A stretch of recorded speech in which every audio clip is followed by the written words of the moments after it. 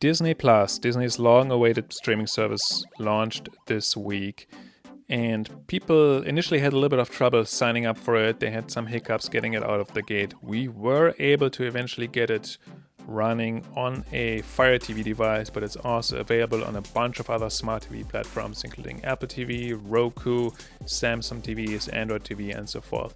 And once you launch the app, you'll find on the very top here a list of banners highlighting big projects. So obviously the Mandalorian, the show that everybody's been waiting for. Then there is the Avengers movies highlighted here. Some other big titles available on Disney Plus, including The Simpsons, where they have all the episodes, all the seasons available. Right underneath you will find basically jumping off points, the different studios under the Disney umbrella. So there's Disney, there's Pixar, there's Marvel, and then for Lucasfilm they chose to highlight Star Wars instead here.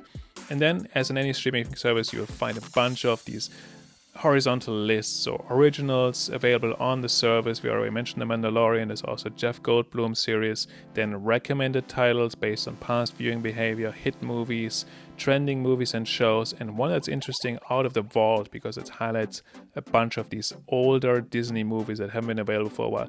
And then there's many more. You can really go down a long rabbit hole here. I don't want to bore you with all of this. Instead, we're going to take a look at how this looks like when you press on one of those movie pages. So here's the movie page for Avengers. You can obviously play the movie. You can also add it to your wish list, which is sort of a bookmarking list if you want to.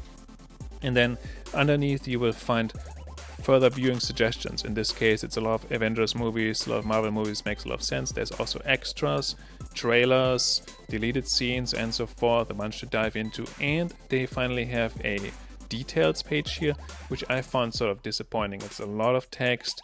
Some of the text is even cut off here if you look in the upper right corner, and there's no way to really get anything out of it. I can't click on Robert Downey Jr. and find all the other movies that he was available in. Instead of it's just text, and most people will probably just skip over it. Going back to the homepage, there is other ways to navigate this. Disney Plus has the sidebar in the app with a search field where you can search with text input, but they also have these curated collections, Disney through the decades, Star Wars collection, Disney princesses movies, and so forth, which is an interesting jumping off point.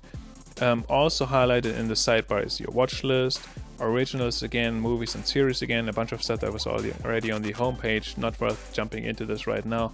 One last thing worth highlighting is that you can add multiple profiles to a Disney Plus account. So you start with one profile, and then you can add additional profiles for other family members, much like that's available on Netflix and other services these days.